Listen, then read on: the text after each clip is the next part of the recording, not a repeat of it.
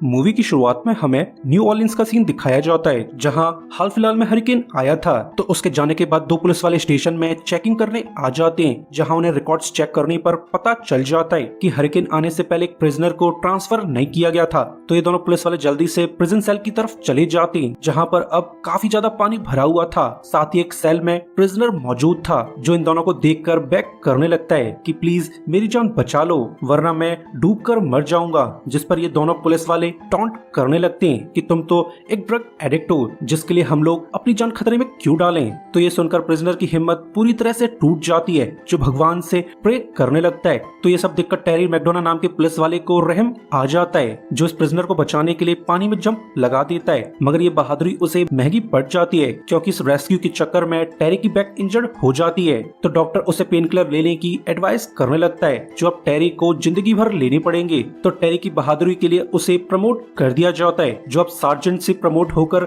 Lieutenant बन चुका था। जिसके बाद हमें 6 महीने बाद का सीन दिखाया जाता है, जहां पर टेरी अब पेन किलर्स के साथ साथ ड्रग्स भी लेने लगा है, जिन्हें लेकर उसका पेन डल हो जाता था। जिसके बाद टेरी इन्वेस्टिगेशन के लिए एक घर में चला जाता है, जहां पर उसके सबऑर्डिनेट्स पहले से इन्वेस्टिगेशन कर रहे थे। तो एक बंदा टेरी को इन्फॉर्म कर देता है कि इस घर में 5 लोगों की फैमिली रहती थी, जिन्हें किसी ने बेरहमी से मार दिया है। तो टेरी ये सुनकर बिल्कुल भी खुश नहीं था, जो सभी के साथ इन्वेस्टिगेशन करने लगता है, जहां उसे एहसास हो जाता है कि नडेल फैमिली इलीगल इमिग्रेंट्स हैं, जो कि अपना खर्चा चलाने के लिए नेबरहुड में ड्रग सप्लाई करते थे। जो बात शायद उस टेरिटरी के ड्रग लॉर्ड को पसंद नहीं आई होगी, और as a revenge Nadel family को ब्रूटली मार दिया गया है। तो ये बात टेरी अपने सुपीरियर्स को इन्फॉर्म कर देता है। तो पुलिस चीफ टेरी को वार्न कर देता है कि तुम्हें जल्द से जल्द इस केस को सॉल्व करना होगा। जिसके बाद टेरी अपनी गर्लफ्रेंड फ्रैंकी के पास चला जाता है, जो कि प्रोफेशनली एक प्रोस्टिट्यूट थी। साथ ही वो टेरी की तरह ड्रग एडिक्ट बन चुकी है। तो ये दोनों मिलकर नशा करते थे, मगर टेरी को लेडी का प्रोस्टिट्यूशन करना बिल्कुल भी पसंद नहीं आता है। वही पुलिस ने एक ड्रग एडिक्ट को कैप्चर कर लिया था, जिससे ये लोग पूछताछ करने लगते हैं कि तुम नडेल फैमिली को जानते थे, तो तुम्हें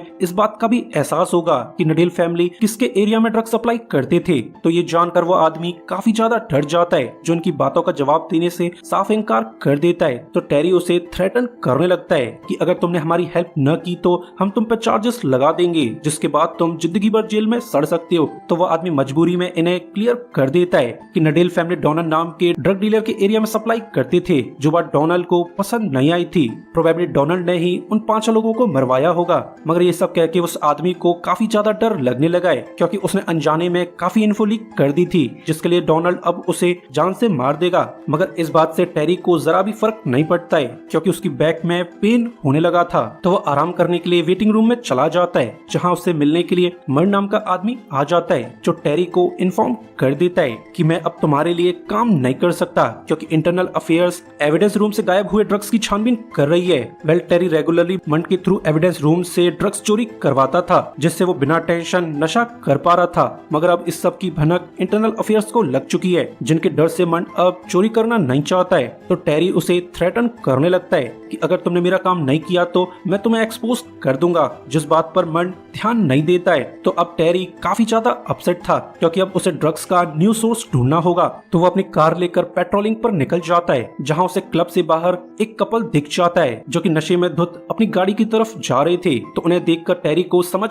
आ जाता है कि ये दोनों प्रोबेबली ड्रग एडिक्ट हैं। तो टेरी उनके पास जाकर अपनी पोस्ट की धौंस दिखाने लगता है। साथ ही वो इन कपल पे मौजूद ड्रग्स को भी जब्त कर लेता है, जो बात लड़के को बिल्कुल भी पसंद नहीं आती। तो टेरी उस लड़के के सामने उसकी गर्लफ्रेंड को हैरास करने लगता है, जो बात लड़के को जरा भी पसंद नहीं आती है। और फिर ड्रग्स लेने के बाद टेरी का पेन थोड़ा सा डल हो जाता है, जिससे उसको राहत मिल जाती है। मगर जल्द ही ड्रग्स का असर उतर जाएगा। तो वो कुछ सोच के फ्रैंकी के अपार्टमेंट चला जाता है, जहां वो फ्रैंकी के कस्टमर को थ्रेटन करने लगता है, क्योंकि फ्रैंकी का कस्टमर एक छोटा मोटा ड्रग डीलर था। तो टेरी इस आदमी को डरा धमका कर उसके ड्रग्स को जब्त कर लेता है। जल्द ही कुछ दिन बीत जाते हैं, जहां टेरी को अभी तक मर्डर से रिलेटेड कोई भी क्लूज नहीं मिले थे। तो वह नडेल फैमिली के फ्यूनरल में चला जाता है, जहां उसे फैमिली की सिस्टर इन लॉ से पता चल जाता है कि उसकी बहन यशीन एक सुपरमार्केट से सामान लेती थी, जिसे डिलीवर करने के लिए एक ही लड़का हमेशा आया करता था। और जिस दिन नडेल फैमिली का मर्डर हुआ था, उस दिन भी डिलीवरी बॉय डिलीवरी करने के लिए आया था। तो ये क्लू मिलते ही टेरी सुपरमार्केट चला जाता है, जहां से उसे डेरी नाम के लड़के के बारे में पता चल जाता है, जिसकी ग्रैनी बिनी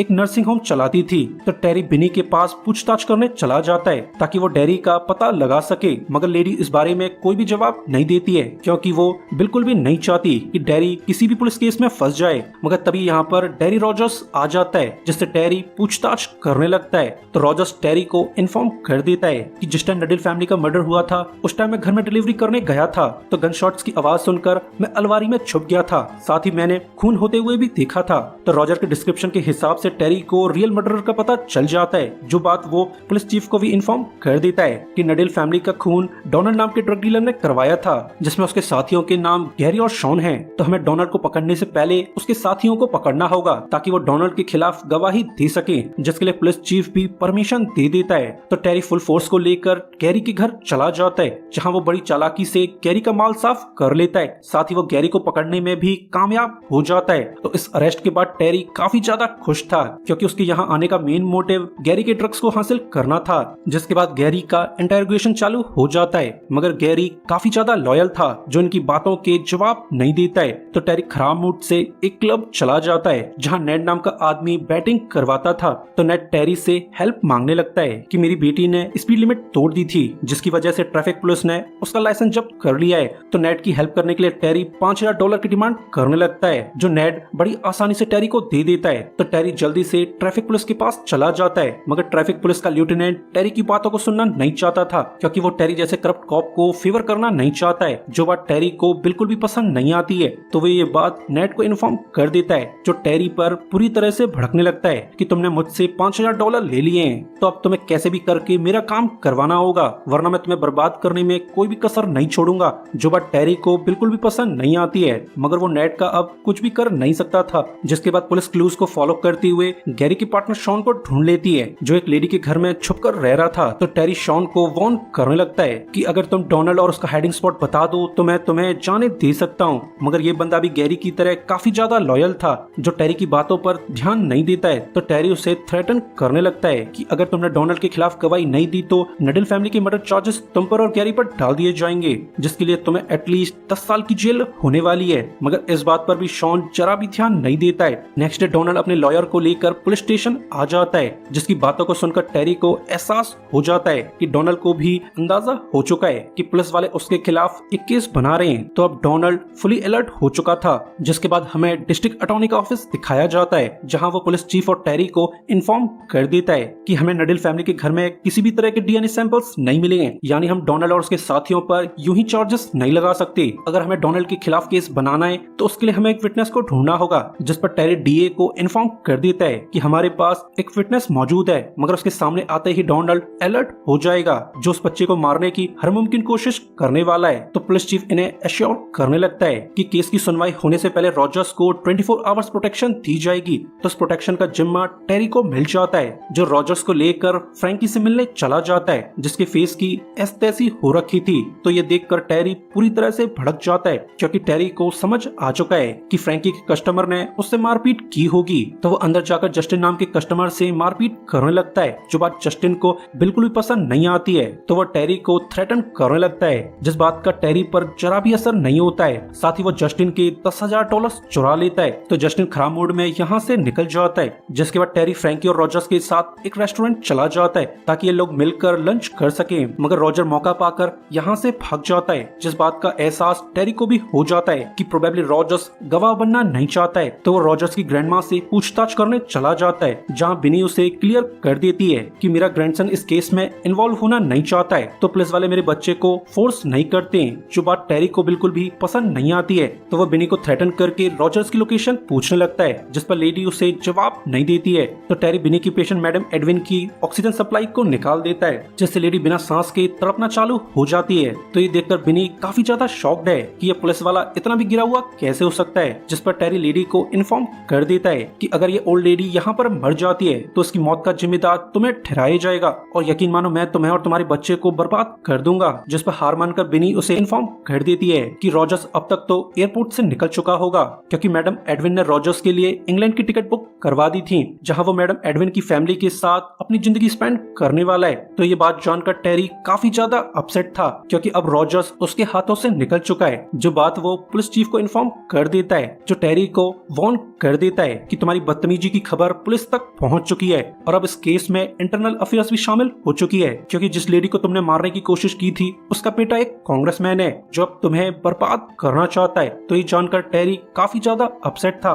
जो खराब मूड से पुलिस स्टेशन लौट आता है जहाँ पर नेड पहले से मौजूद था, जो टेरी को देखकर तमाशे करने लगता है कि तुम्हें जल्द से जल्द मेरी प्रॉब्लम सॉल्व करनी होगी वरना मैं तुम्हें पूरी तरह से एक्सपोज कर दूंगा। तो टेरी जैसे तैसे करके नेड को यहाँ से भगा देता है, पर तभी एक ऑफिसर टेरी को इन्फॉर्म कर देती है कि तुम्हारी गर्लफ्रेंड प्रॉब्लम में पड़ चुकी है। तो ये सुनकर टेरी काफी ज्यादा घबरा जाता है, जो जल्दी से फ्रैंकी के अपार्टमेंट चला जाता है जहाँ फ्रैंकी को कुछ गैंगस्टर्स ने पकड़ रखा था, जिस बात पर टेरी बिल्कुल भी खुश नहीं था। तो डेव नाम का गैंगस्टर टेरी को इन्फॉर्म कर देता है कि मुझे उस आदमी ने भेजा है जिसके तुमने $10,000 चुराए थे। तो टेरी को समझ आ जाता है कि ये बंदा जस्टिन के लिए काम करता है। तो टेरी कुछ सोचकर $10,000 लौटाने के लिए राजी हो जाता है, जिस पर डेव उसे टॉन्ट करने लगता है कि अब तुम्हें $10,000 के बजाय $50,000 लौटाने होंगे वरना 2 दिन बाद मैं तुम्हारी गर्लफ्रेंड को मौत के घाट उतार दूंगा। जिस बात पर टेरी काफी ज्यादा अपसेट था, मगर वो डेव का कुछ भी कर नहीं सकता है क्योंकि टेरी अपनी पोस्ट का रॉब छोटे मोटे लोगों पर चला सकता है। रही बात बड़े लोगों की, वो टेरी को कभी भी बर्बाद कर सकती हैं। तो अब टेरी को टेंशन होने लगती है,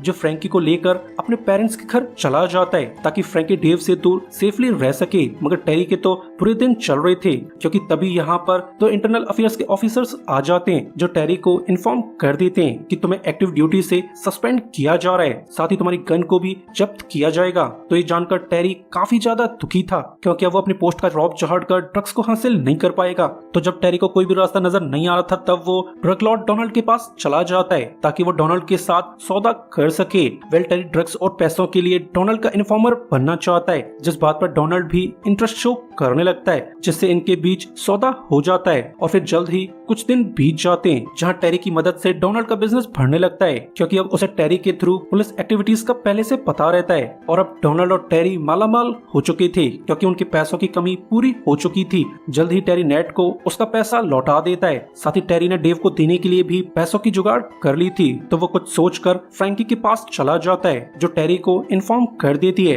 कि अब मैं प्रोस्टिट्यूशन और ड्रग्स को छोड़ना चाहती हूँ, तो अगर तुम मुझसे शादी करना चाहते हो तो तुम्हें भी सुधरना होगा। जो बात टेरी के दिल को छू जाती है, तो वो अपने पुराने फोटोज को चेक करने लगता है जहाँ पर वो न्यूली लेफ्टिनेंट प्रमोट हुआ था। तो टेरी को एहसास हो जाता है कि वो पहले कितना ईमानदार ऑफिसर हुआ करता था, मगर अब वो 6 महीनों में ही फुली करप्ट हो चुका है। तो टेरी फ्रैंकी की खातिर सुधरने की कसम खा लेता है, मगर जब वो डोनाल्ड की अड्डे जा रहा था तब उसे डेव फॉलो करने लगता है, जिस बात का एहसास टेरी को नहीं हो पाया था। वहीं टेरी और डोनाल्ड के रिश्ते काफी ज्यादा अच्छे हो चुके थे, जो एक साथ ड्रग्स खींचते थे, मगर ये सब बिल्कुल दिखावा था क्योंकि इन दोनों को ही एक दूसरे पे भरोसा नहीं था। साथ ही डोनाल्ड ने टेरी को मारने का प्लान बना लिया था, पर तभी यहाँ पर डेव आ जाता है, जो टेरी को थ्रेटन करने लगता है कि पैसे पे करने की ड्यू डेट आ चुकी है, तो अगर तुमने अपना डेट पे नहीं किया तो हम तुम्हें यहीं मार देंगे। जिस पर टेरी उन्हें पैसे लौटा देता है, मगर डेव अब काफी ज्यादा लालची हो चुका था, जो डोनाल्ड के माल पर नजर गड़ा लेता है।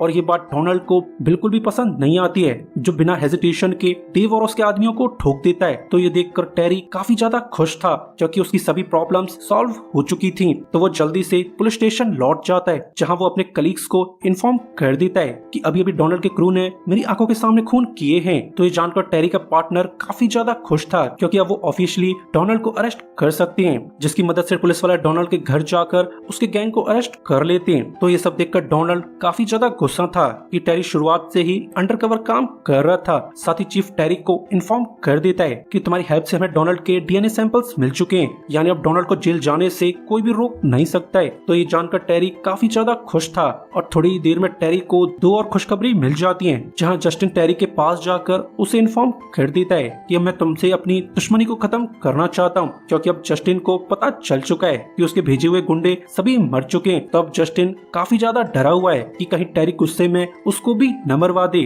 तो अब वो टेरी से सुलह करना चाहता है, जिसके लिए टेरी भी खुशी से राजी हो जाता है। और फिर जल्द ही नेड भी यहाँ आ जाता है, जो टेरी को इन्फॉर्म कर देता है कि तुम्हारी वजह से मेरी बेटी की प्रॉब्लम सॉल्व हो चुकी है, जिस बात पर टेरी काफी ज्यादा कंफ्यूज था। तो नेड उसे क्लियर कर देता है कि ट्रैफिक पुलिस में एक लेडी ऑफिसर मौजूद है, जो पहले तुम्हारी लवर हुआ करती थी, जिसने तुम्हारा नाम सुनने पर मेरी प्रॉब्लम्स को सॉल्व कर दिया था। और ऐसा कहते हुए नेड टेरी को $10,000 दे देता है, जिस बात पर टेरी काफी ज्यादा कंफ्यूज था कि इस बंदे का मैटर अपने आप सॉल्व कैसे हो सकता है। मगर जो भी हो, टेरी की सभी प्रॉब्लम्स खत्म खत्म हो चुकी थी, तो वो फ्रैंकी के पास चला जाता है, जहाँ वो फ्रैंकी को शादी के लिए प्रपोज कर देता है, जिसके लिए लेडी आसानी से राजी हो जाती है। जिसके बाद हमें 1 साल बाद का सीन दिखाया जाता है, जहाँ टेरी को उसकी बहादुरी और ईमानदारी के लिए प्रमोट कर दिया जाता है, जो लेफ्टिनेंट से बढ़कर अब कैप्टन बन चुका था। साथ ही फ्रैंकी उसकी बेबी से प्रेग्नेंट हो चुकी थी, यानी टेरी की लाइफ अब पूरी तरह से सुधर चुकी है। सो गाइस, नशे और ड्रग्स से दूर रहें, क्योंकि ये सब आपकी लाइफ को बर्बाद कर सकते हैं। सो गाइस, वीडियो के लिए लाइक और सब्सक्राइब कर दीजिए ताकि हमें आपका सपोर्ट मिलता रहे।